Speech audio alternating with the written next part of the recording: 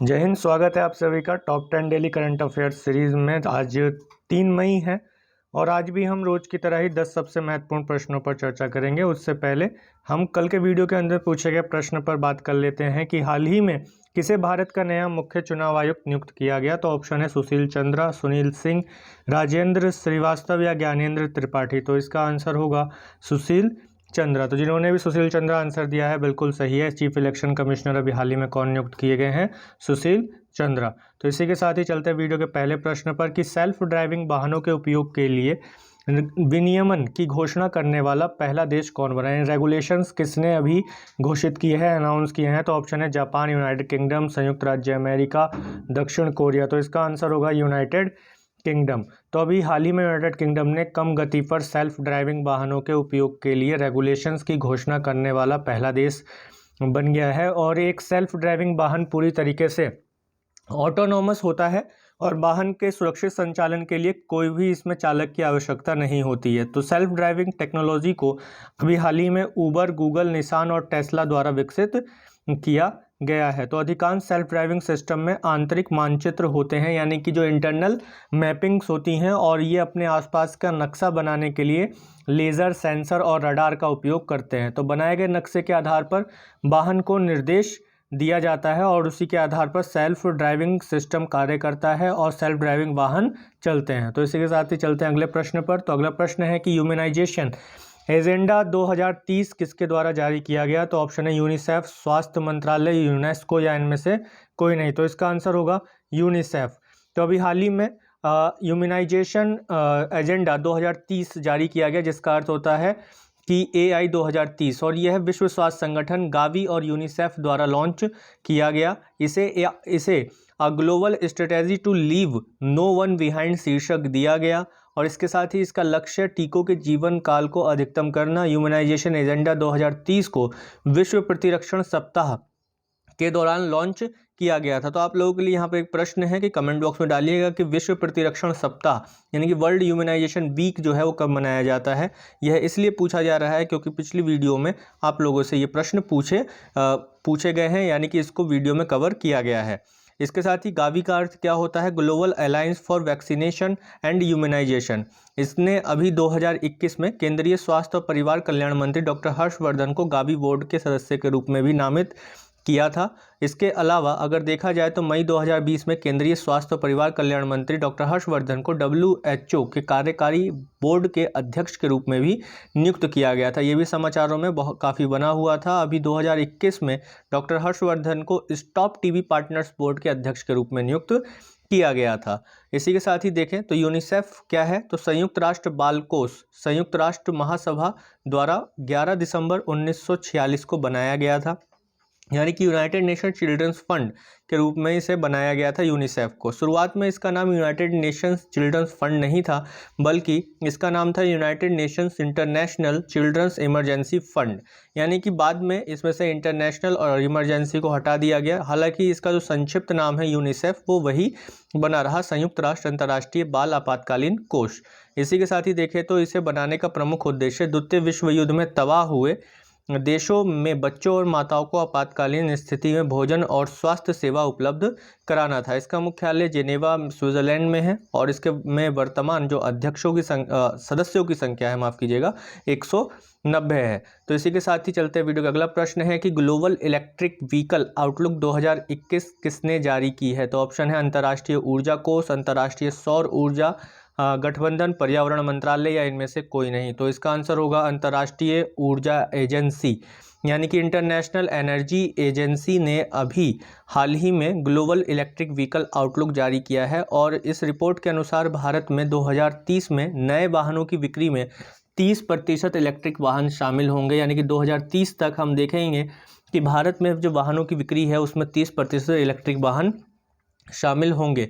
और देश में इलेक्ट्रिक व्हीकल की वृद्धि इलेक्ट्रिक 3 व्हीलर्स और इलेक्ट्रिक 2 व्हीलर्स वाहनों के नेतृत्व में होगी, यानी कि जो इलेक्ट्रिक व्हीकल्स होंगे उसमें मुख्य रूप से 3 व्हीलर्स और 2 व्हीलर्स गाड़ियाँ ही बड़े पैमाने पर बेची जाएंगी। ये IEA एक स्वायत्त अंतर सरकारी संगठन है, यानी कि अंतर्राष्ट्रीय ऊर्जा एजेंसी क्या है, एक ऑटोनॉमस इंटर गवर्नमेंटल ऑर्गेनाइजेशन है जिसकी स्थापना 1974 में की गई थी। 1973 में जो तेल संकट आया था विश्व में, उसके बाद ऊर्जा के संरक्षण के लिए और ऊर्जा के समान वितरण के उद्देश्य से अंतर्राष्ट्रीय ऊर्जा एजेंसी की स्थापना की गई थी। इसी के साथ ही इसका मुख्यालय पेरिस फ्रांस में है और वर्तमान में सदस्यों की संख्या इसमें 30 है। तो चलते हैं वीडियो के अगले प्रश्न पर कि नेट जीरो प्रोड्यूसर्स फोरम में शामिल होने की घोषणा हाल ही में किस देश ने की है। तो ऑप्शन है भारत, कुवैत, सऊदी अरब, संयुक्त अरब अमीरात। तो इसका आंसर होगा सऊदी अरब। तो हाल ही में अभी नेट जीरो प्रोड्यूसर्स के रूप में सऊदी अरब ने घोषणा की है कि वह इस फोरम में शामिल होगा। इसमें अभी वर्तमान में कनाडा, अमेरिका, कतर और नॉर्वे शामिल हैं। इसके अलावा देखा जाए तो जलवायु परिवर्तन पर पेरिस समझौते के क्रियान्वयन, पेरिस समझौता कब हुआ था, 2015 में हुआ था। तो पेरिस समझौते के अंतर्गत या उसके कार्यान्वयन का समर्थन करने के हेतु चर्चा करने के लिए तेल और गैस उत्पादकों के लिए इस फोरम का गठन किया गया था। इसके अलावा इसका उद्देश्य क्या है कि practically net zero emission strategy को विकसित करना है, यानी कि व्यवहारिक शुद्ध शून्य उत्सर्जन रणनीतियों को विकसित करना है, यानी कि इस प्रकार की रणनीतियां बनाना है जिसमें ग्रीन हाउस गैसों का उत्सर्जन कम से कम हो सके और ऊर्जा का भी उत्पादन हो सके। तो अगला प्रश्न है हमारा कि अंतर्राष्ट्रीय खगोल विज्ञान दिवस प्रतिवर्ष कब आयोजित किया जाता है, 1 मई, 2 मई, 3 मई या 4 मई। तो इसका आंसर क्या होगा, जल्दी से कमेंट बॉक्स में डालिए। तो आंसर क्या होगा, 2 मई होगा। तो 2 मई अंतर्राष्ट्रीय खगोल विज्ञान दिवस प्रतिवर्ष आयोजित किया जाता है और हर साल ये वर्ष में 2 बार मनाया जाता है। एक बार तो ये 26 सितंबर को मनाया जाता है और वहीं दूसरा जो है 2 मई को मनाया जाता है। इस दिन खगोलीय संस्थान, प्लेटोरियम, संग्रहालय विभिन्न गतिविधियों का आयोजन करते हैं और खगोल विज्ञान की दुनिया के बारे में जागरूकता फैलाने का कार्य करते हैं। तो पहला खगोल विज्ञान दिवस कब मनाया गया था, 1973 में मनाया गया था, 1973 में मनाया गया था और यह उत्तरी कैलिफोर्निया के खगोलीय संघ के तत्कालीन अध्यक्ष द्वारा शुरू किया गया था, यानी कि astronomical association of northern California के जो उस समय अध्यक्ष थे, उन्होंने इसकी शुरुआत की थी। उन्होंने विभिन्न शहरी स्थलों में दूरबीन बिंदु स्थापित करने का लक्ष्य रखा था ताकि वहां से हम खगोल विज्ञान को समझ सकें, यानी कि अंतरिक्ष को आसानी से देख सकें। प्रारंभ में यह उत्सव अमेरिका में शुरू हुआ और बाद में यह दुनिया के विभिन्न हिस्सों में फैल गया। इसके अलावा अगर देखें अंतर्राष्ट्रीय खगोलीय संघ क्या है, तो इसकी स्थापना 1919 में की गई थी। इसका मुख्य उद्देश्य विज्ञान की सुरक्षा करना था।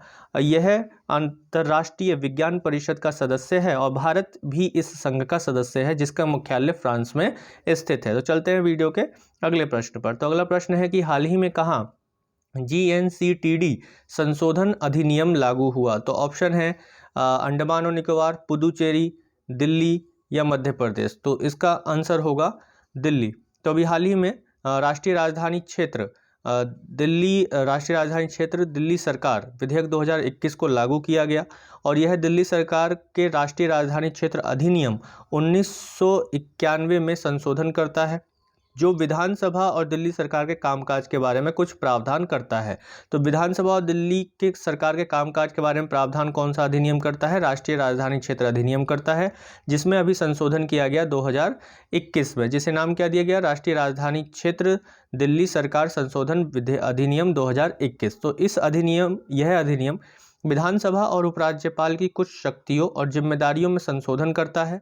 इस अधिनियम के अनुसार दिल्ली में सरकार का अर्थ क्या होगा, उपराज्यपाल, यानी दिल्ली में जो सरकार है उसका अर्थ क्या होगा, उपराज्यपाल। वहीं अगर देखा जाए तो वर्तमान दिल्ली की जो प्रशासन स्थिति है उसकी शुरुआत कब से हुई है, उसकी पृष्ठभूमि क्या है, तो हम पाते हैं कि संविधान में 69वां संविधान संशोधन किया गया जिसके द्वारा संविधान में 2 नए अनुच्छेद जोड़े गए। कौन कौन से, 239AA और 239AB इनको जोड़ा गया, जिसके अंतर्गत केंद्र शासित प्रदेश दिल्ली को एक विशेष राज्य का दर्जा दिया गया। वहीं देखा जाए तो अनुच्छेद 239AA के अंतर्गत केंद्र शासित प्रदेश दिल्ली को क्या नाम दिया गया, राष्ट्रीय राजधानी क्षेत्र दिल्ली बनाया गया और उसी प्रकार वहां के प्रशासक का नाम बदलकर उपराज्यपाल नाम दिया गया। प्रशासक को क्या नाम दिया गया, उपराज्यपाल दिया गया। हम सभी जानते हैं कि जो केंद्र शासित प्रदेश होते हैं उसमें मुख्य रूप से केंद्र की ओर से प्रशासक या उपराज्यपाल नियुक्त होते हैं। जिस प्रकार से अंडमान निकोबार या लक्षद्वीप में प्रशासक होते हैं, दमन दीव नागर हवेली में प्रशासक हैं, उसी तरीके से दिल्ली में भी प्रशासक हैं, लेकिन यहाँ पर क्या कहा जाता है, उपराज्यपाल कहा जाता है। इसी प्रकार उपराज्यपाल जो है पुदुचेरी में भी हैं। तो दिल्ली में के लिए जो विधानसभा की व्यवस्था की गई वो 239 ए में की गई, और 239 ए में पुलिस, भूमि और लोक व्यवस्था के अतिरिक्त जो भी राज्य सूची और संवर्ती सूची के विषय हैं उस पर कानून बनाने का अधिकार दिल्ली विधानसभा को दिया गया। यानी कि राज्य सूची और संवर्ती सूची जो कि संविधान की 7वीं अनुसूची में है, उसमें कुछ विषय है पुलिस, भूमि और लोक व्यवस्था, इनको छोड़कर अन्य सभी विषयों पर कानून बनाने का अधिकार दिल्ली विधानसभा को दिया गया।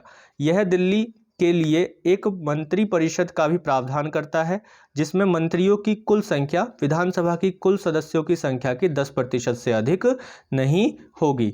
वहीं अगर देखा जाए तो अनुच्छेद 239 ए बी के मुताबिक राष्ट्रपति अनुच्छेद 239 ए के किसी भी प्रावधान या उसके अनुसरण में बनाए गए किसी भी कानून के किसी भी प्रावधान के संचालन को सस्पेंड कर सकती है। यह प्रावधान 356 राष्ट्रपति शासन जैसा ही है, यानी कि राष्ट्रपति 239 ए बी का उपयोग करके दिल्ली सरकार द्वारा बनाए गए, यानी कि 239 AA के किसी भी प्रावधान या उसके अंडर बनाए गए किसी भी कानून को जो है उसके संचालन को सस्पेंड कर सकता है। कौन? राष्ट्रपति कर सकता है। और ये बिल्कुल वैसा ही है 356 की तरह। 356 में क्या है? राष्ट्रपति शासन है। तो इसी के साथ ही चलते हैं वीडियो के अगले प्रश्न पर। तो अगला प्रश्न है कि किस भारतीय राज्य सरकार ने क्लैप नाम से एक स्वच्छता अभियान शुरू किया है? तो ऑप्शन है आंध्र प्रदेश, तमिलनाडु, उत्तर प्रदेश या इनमें से कोई नहीं। तो इसका आंसर होगा आंध्र प्रदेश। तो आंध्र प्रदेश सरकार ने अभी क्लैप जगन्नाथ स्वच्छ संकल्पम कार्यक्रम शुरू करने का निर्णय लिया है, और इसमें हम पाते हैं कि यह योजना जुलाई के महीने में शुरू होगी, और गाँव को साफ रखने के लिए 100 दिनों का स्वच्छता अभियान अभी 1 मई से शुरू किया गया। राज्य में बेहतर सीवेज जल उपचार और ठोस अवशिष्ट प्रबंधन की भी योजना है। तो इसी के साथ ही चलते वीडियो के अगले प्रश्न पर कि अगला प्रश्न है लितानी नदी और कारून झील जो हाल ही में खबरों में था किस देश में स्थित है? तो ऑप्शन है लीबिया, मिस्र, लेबनान या इनमें से कोई नहीं। तो इसका आंसर होगा लेबनान। तो लितानी नदी किस देश में है? लेबनान में है। तो लितानी नदी लेबनान में स्थित एक महत्वपूर्ण जल संसाधन है, और यह बेक्का घाटी से निकलती है और कहाँ गिरती है? भूमध्य सागर में गिरती है। और इसी के साथ ही देखा जाए तो हाल ही में लेबनान की लितानी नदी पर कारून झील के किनारे कई टन मृत मछलियां पाई गई, और इससे पहले पर्यावरण कार्यकर्ताओं ने कई वर्षों से इस झील के पास सीवेज और कचरे के कारण जल प्रदूषण की चेतावनी दे रहे थे, लेकिन उस चेतावनी को नहीं माना गया। अब इसका कारण क्या हुआ कि इस नदी के किनारे और उस मुख्य रूप से कारून झील में कई टन मछलियां जो हैं वो मृत पाई गई। उसका कारण क्या है? जल प्रदूषण। तो इसी के साथ ही अगला प्रश्न है कि किसकी अनुशंसा के आधार पर SDRF का योगदान राज्यों को 2 समान किस्तों में जारी किया जाता है? तो ऑप्शन है वित्त आयोग, राष्ट्रपति, वित्त मंत्रालय या इनमें से कोई नहीं। तो इसका आंसर होगा वित्त आयोग। तो अभी हम देखते हैं कि वित्त मंत्रालय ने हाल ही में राज्यों को चालू वित्त वर्ष के लिए राज्य आपदा प्रतिक्रिया कोष यानी कि स्टेट डिजास्टर रेस्पॉन्स फंड की पहली किस्त जारी की है। वित्त आयोग की सिफारिश के अनुसार राज्य को SDRF का योगदान 2 समान किस्तों में जारी किया जाता है। आमतौर पर SDRF की पहली किस्त जून के महीने में जारी की जाती है। जारी की गई राशि का लगभग आधा हिस्सा कोविड-19 रोकथाम उपायों के लिए राज्यों द्वारा उपयोग किया जा सकता है। इसी के साथ ही देखें तो क्या है वित्त आयोग, और अभी वर्तमान में जो वित्त आयोग है वो 15वां वित्त आयोग है। तो वित्त आयोग एक संवैधानिक निकाय है जो केंद्र और राज्यों के बीच तथा राज्यों के बीच संवैधानिक व्यवस्था और वर्तमान आवश्यकताओं के अनुरूप टैक्स से जो प्राप्त इनकम है उसके डिस्ट्रीब्यूशन के लिए एक कुछ नियम, लॉज एंड फॉर्मूला निर्धारित करता है, फॉर्मूले को बनाता है, सूत्र निर्धारित करता है। तो संविधान के अनुच्छेद 280 के तहत भारत के राष्ट्रपति के लिए प्रत्येक 5 वर्ष पर या उससे पहले एक वित्त आयोग का गठन करना आवश्यक होता है। तो कौन गठित करता है? राष्ट्रपति करता है प्रत्येक 5 वर्ष पर, या उससे पहले भी कर सकता है, जो कि वित्त आयोग किस में है? 280 में है संविधान के। इसी कारण जो है ये एक संवैधानिक निकाय है। इसी के साथ देखते हैं कि अभी वर्तमान में 15वां वित्त आयोग का गठन भारत के राष्ट्रपति द्वारा नवंबर 2017 में किया गया था, जिसके अध्यक्ष कौन है? NK सिंह, जिनका अध्यक्ष बनाए गए। इसकी सिफारिशें जो हैं यानी कि 15वें वित्त आयोग की सिफारिशें वर्ष 2021-22 से वर्ष 2025-26 तक 5 वर्ष की अवधि के लिए मान्य होंगी। इसी प्रकार अगला प्रश्न है कि हाल ही में माइकल कॉलिंस का निधन हो गया, वह कौन थे? तो ऑप्शन है इतिहासकार, अंतरिक्ष यात्री, संगीतकार या क्रिकेट खिलाड़ी। तो इसका आंसर होगा अंतरिक्ष यात्री।